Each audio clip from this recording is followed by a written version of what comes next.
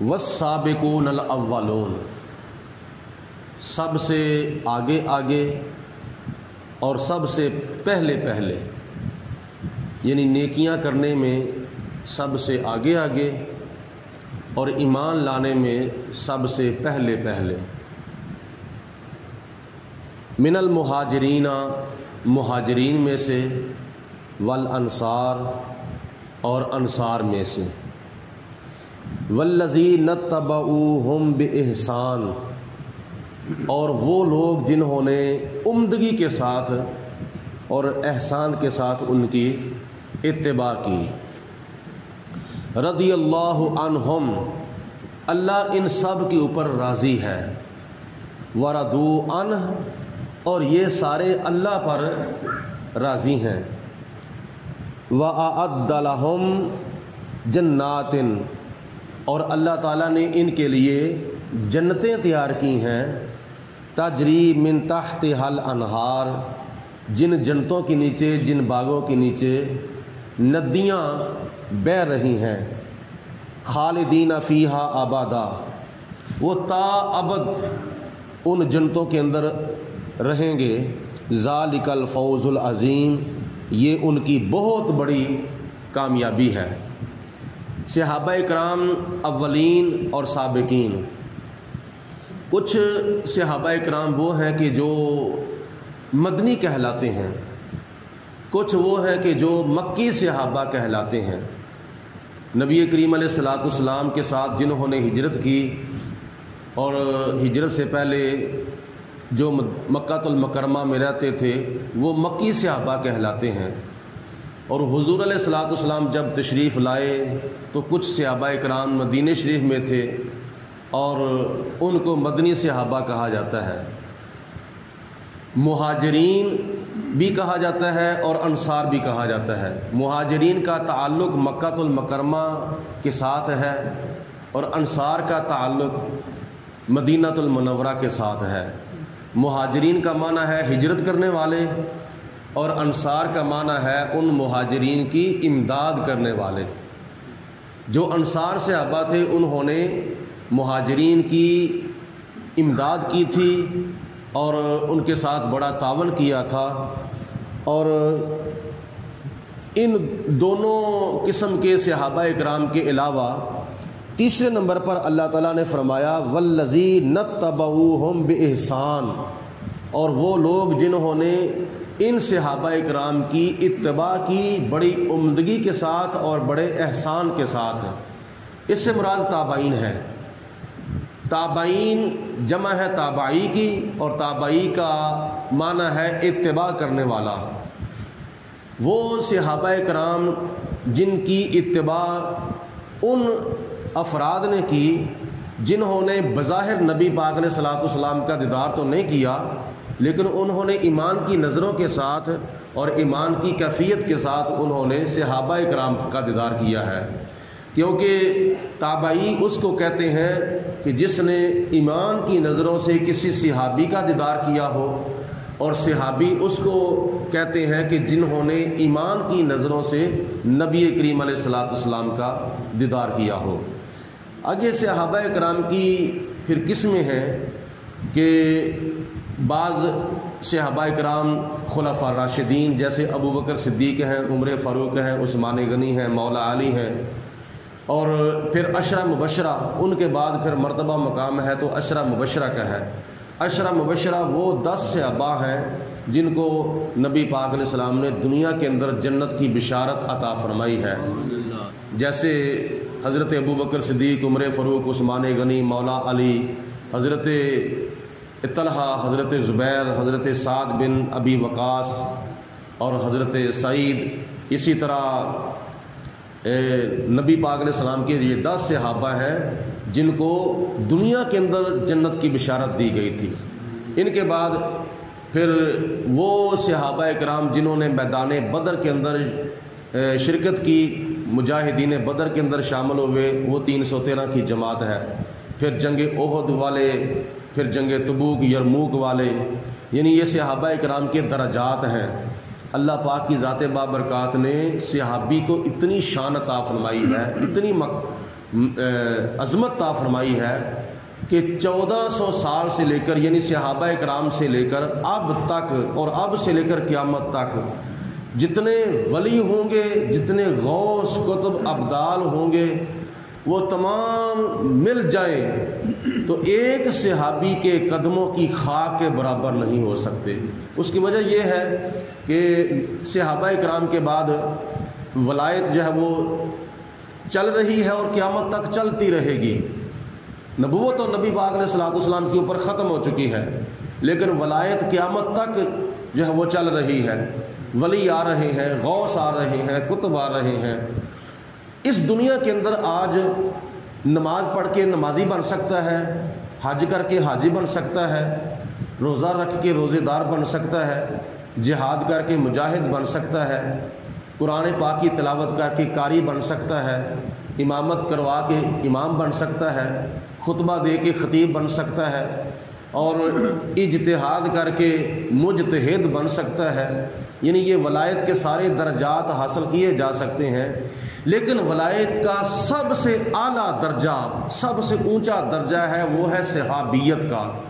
آج کوئی صحابی نہیں بن سکتا، اس لیے نہیں بن سکتا کہ صحابی اس کو کہتے ہیں جس نے اپنی زندگی میں ایمان کی نظروں سے نبی پاک علیہ السلام کا دیدار کیا ہو، اور بعض صحابہ کرام وہ بھی تھے جو نابینا تھے، جن کے پاس آنکھیں تو تھیں لیکن نظر نہیں تھی، انہوں نے تو نبی پاک علیہ السلام کا چہرہ دیکھا ہی نہیں ہے، تو ہیں تو وہ بھی صحابی، لیکن ان کے بارے میں شریعت کی اصطلاح کے اندر آتا ہے کہ وہ ایمان کی کیفیت کے ساتھ حضور علیہ السلام کی صحبت میں بیٹھتے تھے، نبی پاک علیہ الصلوۃ والسلام کی خدمت میں ایمان کی کیفیت کے ساتھ بیٹھتے تھے، اور پھر ان کا ایمان کے اوپر خاتمہ ہوا تو ان کو شریعت کی اصطلاح میں صحابی کہتے ہیں۔ ورنہ عبادت کرنے والے تو آج بھی بڑے لوگ ہیں، تلاوت کرنے والے آج بھی بڑے لوگ ہیں، نفل و نوافل پڑھنے والے آج بھی بڑے لوگ ہیں، لیکن صحابی نہیں بن سکتے۔ کیوں صحابی نہیں بن سکتے؟ اس لیے اللہ پاک کی ذات بابرکات نے وہ درجہ، وہ مرتبہ اپنی عبادت میں بھی نہیں رکھا جو محمد مصطفیٰ کی زیارت میں رکھا ہوا ہے۔ حضور علیہ الصلوۃ والسلام کی زیارت کے اندر یہ درجہ ہے کہ کیا نام ہے، آج ولایت کے سارے درجات حاصل کیے جا سکتے ہیں، لیکن صحابیت کا مقام حاصل نہیں کیا جا سکتا۔ یہ صحابہ اکرام کے بارے ہمارا اہل اسلام کا عقیدہ ہے۔ تو نبی کریم علیہ الصلوۃ والسلام نے بھی صحابہ اکرام کی بڑی عظمت و شان بیان فرمائی ہے۔ تو آپ نے فرمایا کہ میرے صحابہ کو گالی نہ دو، اگر تم ایک پہاڑ کے برابر سونا بھی خیرات کرو گے تو تم اس میرے صحابی کے ثواب کو نہیں پہنچ سکتے جس نے ایک جو کا دانہ بھی اللہ تعالیٰ کی راہ میں صدقہ کیا ہے۔ یہ صحابہ اکرام کا درجہ اور صحابہ اکرام کا مقام ہے۔ اور پھر خدا تعالیٰ نے فرمایا کہ رضی اللہ عنہم، اللہ ان کے اوپر راضی ہو گیا ہے۔ تو جب خدا تعالیٰ صحابہ کرام پر راضی ہے تو آج 1400 سال کے بعد اگر کوئی کسی صحابی پر راضی نہیں تو یہ صحابہ کرام کا تو کچھ نہیں بگڑتا، اس کا اپنا آپ ہی اس کا اپنا ہی نقصان ہو رہا ہے۔ اللہ تعالیٰ فرماتا ہے میں نے قرآن پاک کے اندر ان کے اوپر راضی ہونے کی سندیں بیان فرما دی ہیں۔ رضی اللہ عنہم، اللہ ان پر راضی ہے، ورضوا عنہ، اور یہ صحابہ اللہ پر راضی ہو چکے ہیں۔ ہم بھی آج کسی صحابی کا نام لیتے ہیں تو ساتھ بولتے ہیں رضی اللہ عنہ، اللہ ان پر راضی ہے۔ اور اس کے علاوہ ان کی شان اللہ تعالیٰ نے بیان فرمائی ہے وَأَعَدَّ لَهُمْ جَنَّاتٍ تَجْرِي مِن تَحْتِهَا الْأَنْهَارُ، آخرت میں، دنیا کے اندر تو اللہ ان پر راضی ہے، وہ اللہ پر راضی ہیں، اور آخرت میں اللہ پاک نے ان کے لیے ایسی جنتیں، ایسے باغ جو ہیں وہ تیار کیے ہوئے ہیں جن کے نیچے مختلف مشروبات کی نہریں جو ہیں وہ چل رہی ہیں۔ اور وہ نہریں کن مشروبات کی ہیں؟ شرابن طہورا کی، حوض کوثر کی، دودھ کی، شہد کی، مختلف خوشبودار اور میٹھے میٹھے اور ٹھنڈے ٹھنڈے پانیوں کی، مشروبات کی اللہ پاک نے نہریں جاری فرمائی ہیں۔ اور تیسرا درجہ ان کا یہ ہے خالدین فیہا ابدا، وہ ہمیشہ کے لیے جنتوں میں رہیں گے، کبھی بھی وہ جنتوں سے باہر نہیں نکالے جائیں گے۔ آبادا یعنی تا ابد۔ اور اس کے علاوہ اللہ پاک نے فرمایا ذالک الفوز العظیم، یہ ان کی بہت بڑی کامیابی ہے، جنت کے اندر ہمیشہ کے لیے رہنا یہ ان کی بہت بڑی کامیابی ہے، اور نبی پاک علیہ السلام کے گستاخوں کا جہنم کے اندر جانا یہ بہت بڑی ناکامی ہے۔ آگے اللہ تعالیٰ ارشاد فرماتا ہے وَمِمَّنْ حَوْلَكُمْ مِنَ الْأَعْرَابِ مُنَافِقُونَ، اے مسلمانوں، اے میرے پیارے حبیب علیہ السلام کے صحابہ، تمہارے آس پاس کچھ عربی بستے ہیں جو منافقین ہیں، یعنی مدینہ المنورہ کی چاروں طرف یعنی آس پاس کی بستیوں کے اندر کچھ عربی ایسے ہیں کہ جو منافق قسم کے لوگ ہیں، وَمِنْ أَهْلِ الْمَدِينَةِ، اور کچھ مدینہ شریف کے رہنے والوں کے اندر بھی ہیں، جو مدینہ شریف کے اندر جو لوگ رہتے ہیں ان میں بھی کئی ایسے لوگ ہیں جو منافق قسم کے ہیں، جیسے عبداللہ بن ابی اور اس کے چیلے چمچے تھے۔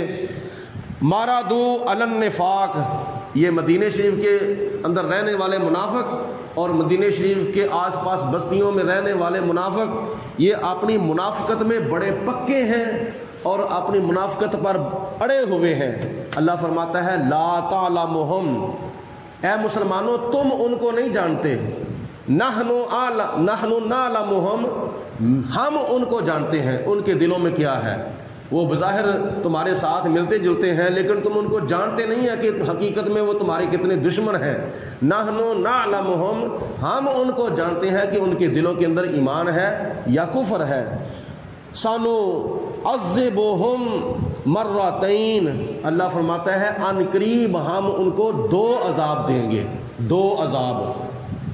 اور تیسرا عذاب ثم یردون الی عذاب النار، تیسرا عذاب وہ ہے کہ ان کو بہت بڑے عذاب کی طرف پھیرا جائے گا۔ تیسرا عذاب قیامت کے دن ہوگا، آخرت میں ہوگا، جب قبروں سے اٹھائے جائیں گے تو پھر جہنم کی طرف دھکیلے جائیں گے۔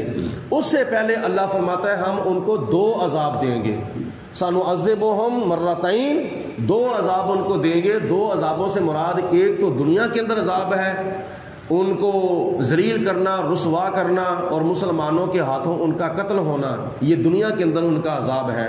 اور دوسرا عذاب ان کو ہوگا قبر کے اندر، قبر میں اللہ تعالیٰ فرماتا ہے ہم ان کو دوسرا عذاب دیں گے۔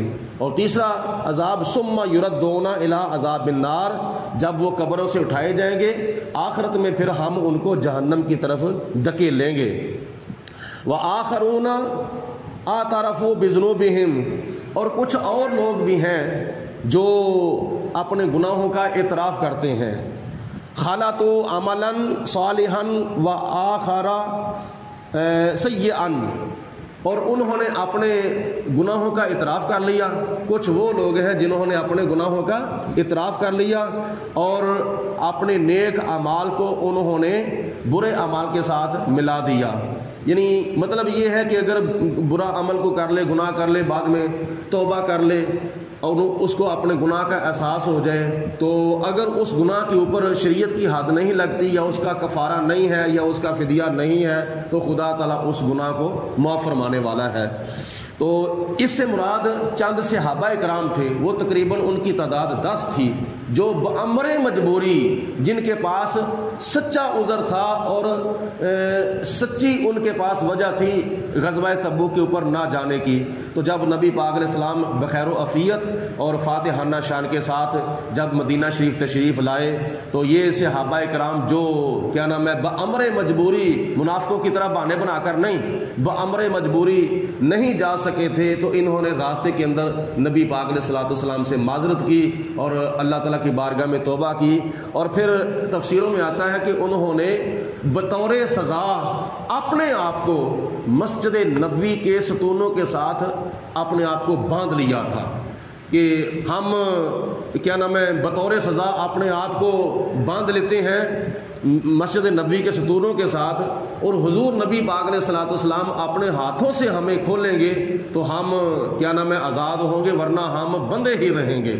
حضور علیہ السلام جب مسجد نبوی میں تشریف لائے تو آپ نے فرمایا کہ یہ کیا ہے، یہ مسجد نبوی کے ستونوں کے ساتھ ان کو باندھا گیا ہے، تو دوسرے صحابہ نے عرض کی یا رسول اللہ انہوں نے بطور سزا یعنی غزوہ تبوک پر بامر مجبوری نہ جانے کی وجہ سے انہوں نے اپنے آپ کو تسلی دیتے ہوئے اور اللہ رسول کو راضی کرتے ہوئے اپنے آپ کو باندھا ہوا ہے تاکہ ہماری توبہ اللہ کی بارگاہ میں قبول ہو جائے۔ تو جتنی دیر تک نبی پاک علیہ الصلوۃ والسلام نہیں کھولیں گے ہمیں کوئی نہ کھولے، تو پھر حضور علیہ الصلوۃ والسلام نے بھی فرمایا کہ میں بھی ان کو اتنی دیر تک نہیں کھولوں گا جتنی دیر تک اللہ پاک کا حکم نہیں آ جاتا۔ تو جب اللہ پاک کا حکم آ گیا تو پھر جب خدا تعالیٰ نے فرمایا ان اللہ غفور الرحیم عسى اللہ ان یتوب علیہم، ان قریب اللہ پاک ان کی توبہ کو قبول فرمائے گا۔ جب یہ آیت مبارکہ نازل ہوئی تو نبی پاک علیہ الصلوۃ والسلام نے اپنے ہاتھوں سے ان صحابہ کرام کو مسجد نبوی کے ستونوں سے پھر کھول دیا تھا اور ان کی توبہ قبول ہو چکی تھی۔ ان اللہ غفور الرحیم، بے شک اللہ تعالیٰ بخشنے والا بھی ہے اور مہربان بھی ہے۔ اور پھر ان 10 صحابہ نے کچھ اپنے مال اور اپنے پیسے درہم و دینار حضور علیہ السلام کی بارگاہ میں پیش کیے، عرض کی یا رسول اللہ جن کی وجہ سے ہم نہیں جا سکے غزوہ تبوک میں، وہ مال ہم آپ کی خدمت پہ پیش کرتے ہیں، یا رسول اللہ آپ جہاں چاہیں ان مالوں کو استعمال فرما لیں۔ تو نبی پاک علیہ السلام نے فرمایا میں ان مالوں کو ابھی وصول نہیں کروں گا جتنی دیر تک اللہ پاک کا حکم نہیں آئے گا۔ تو اس وقت پھر اگلی آیت اللہ تعالیٰ نے نازل فرما دی خذ من اموالہم صدقۃ تطہرہم، اے میرے حبیب علیہ السلام ان کے مالوں کی زکوٰۃ خیرات وصول کر لو اور ان کو پاک فرما دو، تطہرہم ان کو پاک فرما دو، وتزکیہم اور ان کو صاف فرما دو۔ مطلب یہ ہے کہ ان کا ظاہر بھی پاک کر دو اور ان کا باطن بھی پاک کر دو بہا ان مالوں کو وصول کرنے کے سبب۔ وصلی علیہم، اے میرے حبیب علیہ السلام اب ان کے لیے دعا بھی کر دیں۔ جب نبی پاک علیہ الصلوۃ والسلام نے دعا کی تو اللہ تعالیٰ نے فرمایا ان صلاتک سکن لہم، اے میرے پیارے حبیب علیہ السلام آپ کی دعا ان کے دلوں کا سکون ہے۔ اللہ کے ذکر سے بھی سکون ملتا ہے دلوں کو اور نبی پاک علیہ الصلوۃ والسلام کی دعا سے بھی دلوں کو سکون ملتا ہے۔ آج بھی اگر کوئی اللہ تعالیٰ کے پیارے حبیب علیہ الصلوۃ والسلام کی دعا حاصل کرنا چاہے تو پھر جیسا کہ گزشتہ آیات میں نے عرض کیا ہے کہ صحابہ کرام اپنا مال اللہ کی راہ میں قربان کرتے تھے اور ساتھ یہ خیال کرتے تھے کہ یہ مال ہمیں اللہ کا قرب بھی دلائے گا اور نبی پاک علیہ الصلوۃ والسلام کی دعائیں بھی ہمیں دلائے گا۔